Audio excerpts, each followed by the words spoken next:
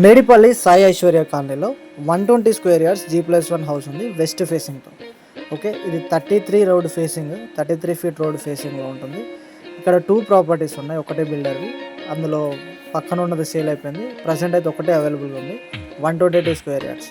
ఇది 20/55 సైజ్లో ఉంటుంది. ఇది పార్కింగ్ ఏరియా, ఈజీగా 3 కార్లు పడతాయి దీంట్లో, అంత స్పేషియస్ ఉంది. రైట్ సైడ్లో ఒక 1 BHK వస్తుంది, నార్త్ సైడ్ ఫేసింగ్తో. ఓకే, చూడండి, మెయిన్ డోర్ వచ్చేసి యాజ్ యూజువల్గా టేక్వుడ్ డోర్ని యూజ్ చేశారు, కింద అంతా విట్రిఫైడ్ టైల్స్ని యూజ్ చేశారు.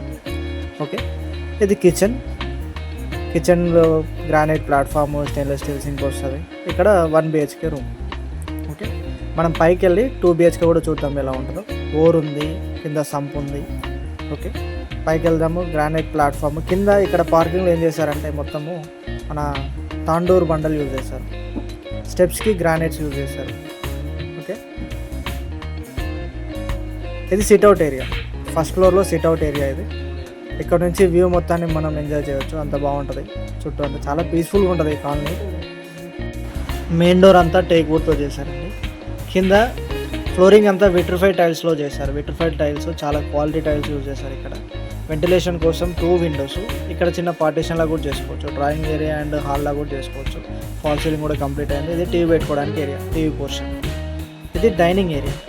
డైనింగ్ ఏరియాకి మనకు వెంటిలేషన్ కోసం విండోస్ ఇచ్చారు.